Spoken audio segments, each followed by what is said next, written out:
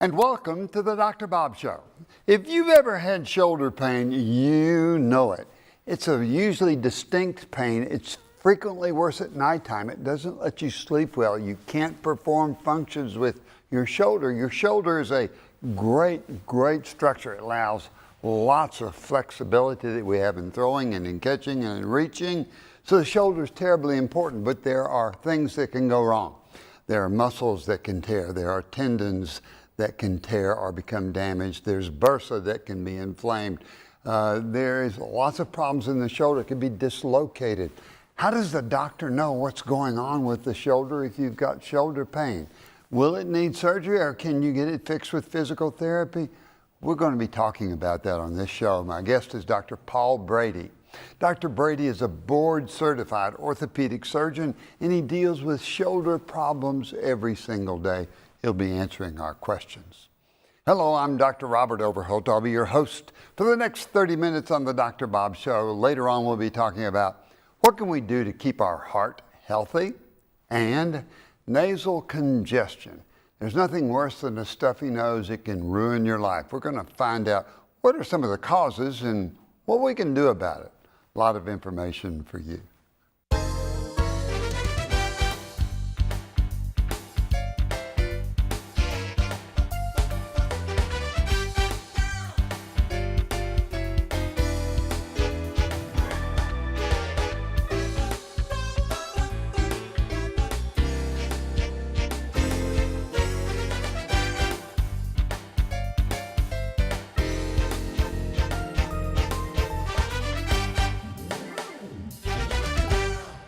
We're talking with Dr. Paul Brady, board-certified orthopedic surgeon, and we're going to be talking about the shoulder problems, and what we can do about them. Paul, welcome to the Dr. Bob Show. Thank you very much, Dr. Bob. I appreciate it. What are some of the common causes of shoulder pain? Well, there's different causes based upon different age groups, and most of the problems with patients over 50 tend to be more issues of bursitis, tendonitis, and then as they get a little older, sometimes rotator cuff tears creep in there as well. Whereas younger patients sometimes have more traumatic injuries like labral tears or fractures and things like that. Is it easy to tell when you see a patient that's got a pain what it's due to usually? Well, I wouldn't say it's easy, or else I wouldn't have a job, right? So it's what I train to do, right? But it's pretty straightforward if we go through it in a systematic method. Then we can usually come to the appropriate conclusion at the end of the visit. So what's the key to knowing if it's a bursa, if it's a tendon, or if it's a muscle tear around the shoulder? So the symptoms of all three of those is actually quite similar. It starts with pain in the shoulder. Sometimes that pain will go up into the neck or down into the arm. You had mentioned it in your intro. Arm pain is probably the most common symptom that I hear. A lot of patients think it's their arm and not their shoulder. Nighttime pain is very common with bursitis, tendonitis, and rotator cuff tears. Do we know why it's worse at nighttime? Two reasons. I believe two reasons. Number one, you don't have anything else to think about at night. And number two is gravity pulling your arm down is actually helpful. When you take gravity away by laying flat, all of a sudden your arm starts to hike up into your shoulder and that causes more pain. When we talk about the shoulder, what are we talking about? What's involved in the shoulder? It's pretty complex. There's about 17 muscle groups around there. It's a ball and a socket with 4 primary muscles that surround it, and those are your rotator cuff muscles. There's 4 of them. So where's the ball and where's the socket?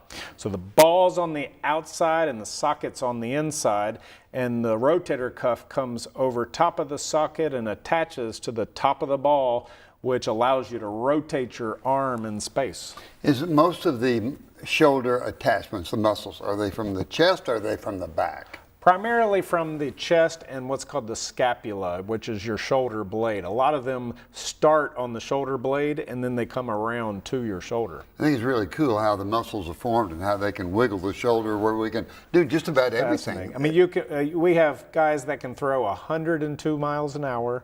They have the highest velocity of motion in any joint in the body, and it's got 270-degree arc of motion. That's almost a full circle that the shoulder can do, which is pretty amazing. And presents a lot of possibilities of injury. Let's talk about rotator cuff. What does rotator cuff tear or injury mean? So the rotator cuff are those four muscles that start in the shoulder blade or the scapula. They come out, they attach to the top of the arm bone. And those four give you different strength in different positions. And that when the muscles become a tendon, the tendon attaches to the bone. Sometimes you can get tears where the tendon attaches to the bone. You can get partial tears where it partially tears off the bone, or you can get full tears where it's completely torn off the bone. Can you tell if it's by the physical exam if it's a complete tear, partial tear, or are you going to require x-rays? And involved in that, there's a muscle above the shoulder, the supraspinatus. Tell me about that and the tendon. And that's the most commonly torn of the four rotator cuff is the supraspinatus, and you can tell if it's a partial tear or a full tear somewhat based upon physical exam. But x-rays are important to see if there's other problems, and an MRI is what we usually go to make the definitive diagnosis of a rotator cuff tear. So can you pretty well tell with an MRI if there's a tear of the tendon or if the muscle has little multiple tears, I guess? Absolutely. The MRIs are very accurate for rotator cuff problems, about 90 to 95% accurate. So MRI is a wonderful tool that we have to be able to determine if you have a tear, where you have a tear, how bad of a tear, and what does the muscle look like, because sometimes the tear is so bad that the muscle's atrophied. Well, then we're talking different treatment options. So if you've got a 50-year-old ex-athlete who's trying to play too hard and do something, and he gets shoulder pain and has a tear in the rotator cuff, how can you tell if it's going to be difficult to treat or to repair or easy?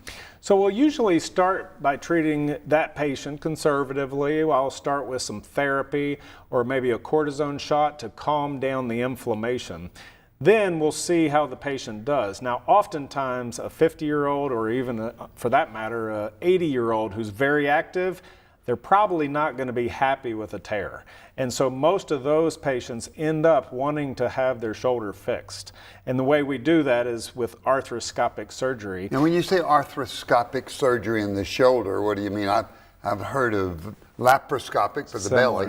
That's right. So arthro is the word for joint, and what it means is we do the surgery on the inside through little small incisions. So it's minimally invasive, and the risks of the surgery are significantly less than with open surgery. I think it's amazing that you can do arthroscopic shoulder surgery.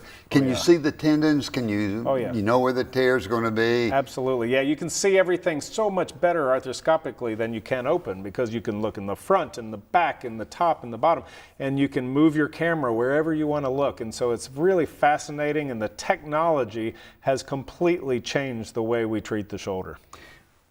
When you're doing arthroscopic surgery, can you tell if it's a good strong tendon that's torn or if it's a muscle that's sort of withering away to begin with? We sure can, and that's an important part of surgery, because repairing a withered muscle is not really going to help the patient very much. So we want to have nice, healthy tendon that we're going to repair back to the bone. And so we'll take an instrument and we'll grab that tendon and assess the integrity of the tendon during surgery.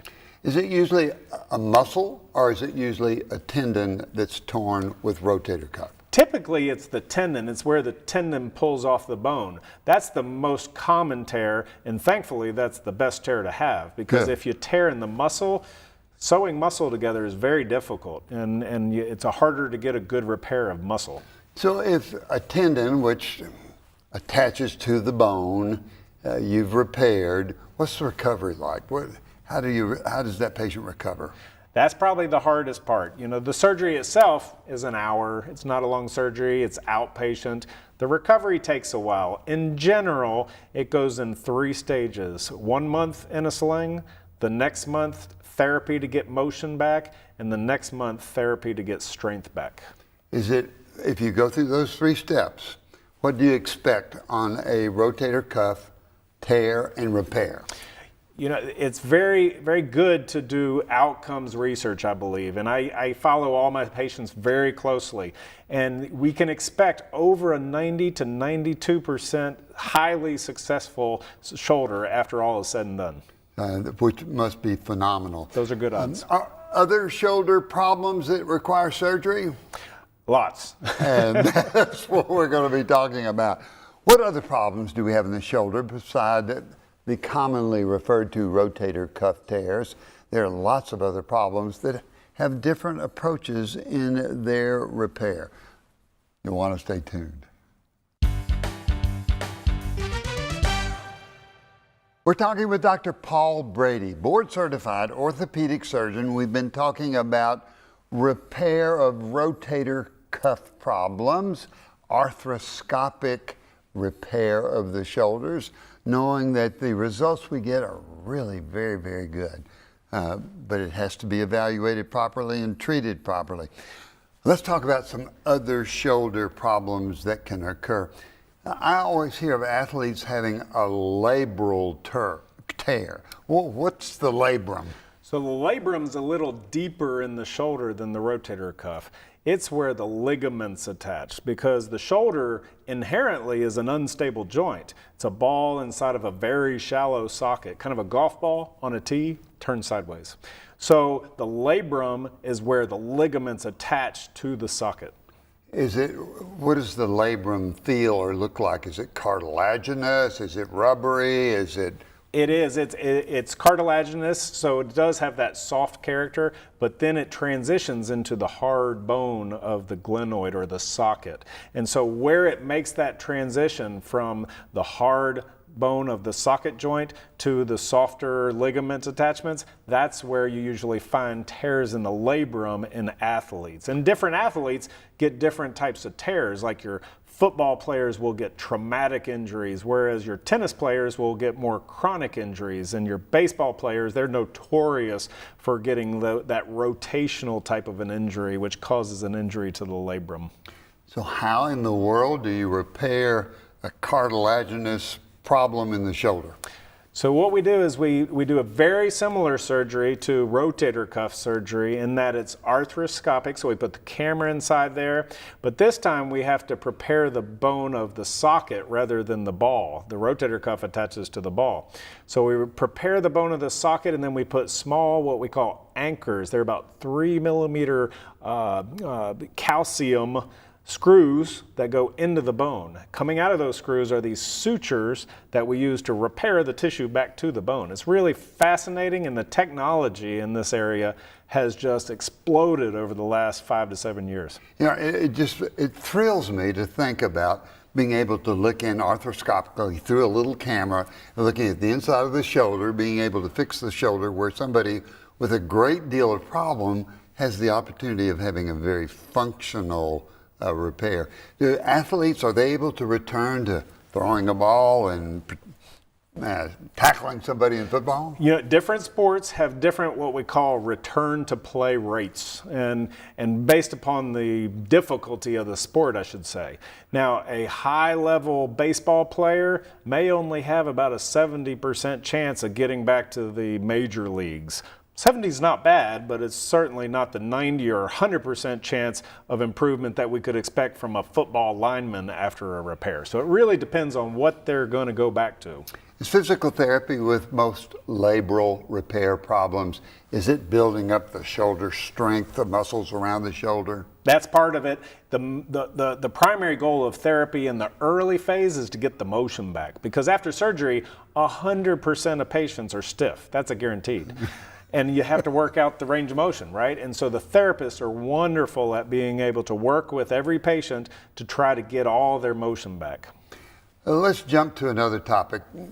I hear the word frozen shoulder. What in the world does a frozen shoulder mean, and where is it most common? What happens? So that's the layman's term for what we call adhesive capsulitis, which is a couple fancy words.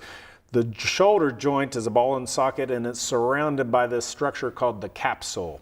Sometimes, and to be perfectly honest, Dr. Bob, we don't know exactly why women get this much more commonly than men. They get irritation and inflammation of the capsule for no apparent reason. Then after that, they start to get some adhesions or some scar tissue in the capsule, and they get stiff. And so it's a very painful shoulder condition, and they get a lot of stiffness. That's the bad news. I would think the repair would be multifaceted with physical therapy. Do they need surgery? How do you fix them? That's even the better news, is that 95% of these patients do not need surgery. And patients love when I tell them that, okay? and we can fix almost all these patients with a steroid shot in the shoulder to calm down that inflammation, and with physical therapy. Now, it's pretty aggressive physical therapy, but with aggressive physical therapy and getting their motion back, they're almost always cured. Good. So when you say cured, that means their range of motion is pretty good. They can reach up and it should be back to normal, and they should be pain-free. That's the one condition where I tell them, look, there's a good chance that we can get you back to 100% normal. So, switching again. How do you know the difference between bursitis, and what's a bursa, and tendonitis, and what's a tendon? That's a little bit of a hard one because it's really a degree. So bursitis is that fluid-filled sac that lives around the rotator cuff. Well, the rotator cuff is the tendon. So when the bursitis just brews and gets worse, it'll start to creep down into the tendon and cause tendonitis. So the way I kind of know the difference, both of them are very painful, but the way I usually know the difference is if I give them a shot in the bursa and it doesn't cure their pain, then I know we're probably dealing with more of a tendonitis or maybe even a rotator cuff tear type of an issue. You have to get an MRI to find out if there's a tear, or does the MRI help you with bursitis, tendonitis? It sure does. Yeah, it can tell you where that inflammation is worse. Is it in the bursa or is it deeper down in the tendon? So that's helpful. Do you use physical therapy? Do you use things like ultrasound or heat or cold or stretching, or how in the world do you fix that joint? Well, I tell you what, those therapists, they deserve a lot of credit because they are highly trained. They've got PhDs now, and they do all the above. You know, they do motion, they do strength, they do scar tissue release. It's really fascinating what the therapists can do and how helpful they are. I really try to educate patients that it's so important to work with a good therapist because they can do a lot to get you better. Are good therapists easy for the doctor to find and know who's good, or is it difficult to know who's a good therapist? You know, I work with, Knoxville is blessed to have a lot of really fantastic therapists, so I can't say I've worked with many bad ones. So. And that's a good thing to be able to pull from that. What other shoulder problems should we talk about? I think the only one we're kind of missing on is arthritis, okay? We talked about bursitis, tendonitis, tears, labrum. Arthritis is one of the more common conditions in patients over 60 or 70. And it's just a matter that our joints wear out, you know, and the more active we are, the more likely they are to wear out. And when they wear out, we start to lose that cartilage, get that grinding, that pain. Arthritis, we have to treat a little differently than with those other shoulder problems. So how do you treat the arthritis? Usually, once patients have failed conservative care, and I certainly exhaust conservative care, but once they've failed that, now we're talking shoulder replacement. We can't do that arthroscopically yet, maybe someday, but we can't do that arthroscopically yet, so that's an incision on the shoulder and replacing the arthritic joint with a metal ball and socket. So what's more important in the replacement, the ball or the socket, or both of them together? Oh, they're intimately linked. You can't give one of them more importance, but they're both really important. Shoulder replacement results pretty good? Very good. Yeah, there's two types of shoulder replacements now. In 2005, they approved something called the reverse shoulder replacement, which was a huge deal. They'd been doing it in Europe for 20 years, having great results. In 2005, we got it here in America. And what it does is it allows us to treat a patient with arthritis and a really bad rotator cuff. Because prior to that surgery, we couldn't treat that patient very well. So with the reverse shoulder replacement, it gives more motion in the shoulder? Absolutely. It lets them get overhead motion, because that's important to most people, right? To be able to reach overhead. So they are able to get their overhead motion back, and most importantly, it takes care of their pain most of the time. You know, it must be wonderful to be a shoulder orthopedic surgeon, to see people coming in so incapacitated because of their shoulder joint and be able to have that repaired. Yeah. There's nothing in life I'd like to do more except for be a fighter pilot. I would have liked to been a fighter pilot. But other than that, being a shoulder surgeon is the greatest thing on the face of the earth. Paul Brady, you're a great teacher. Thank you. It was wonderful listening to you talk about shoulder conditions and problems and what we can do to help people. It was a lot of fun and very, very important service that you provide patients with shoulder problems. Thank you for coming to the Dr. Bob Show. Thank you. You're welcome. Great information. I thought it was very, very exciting.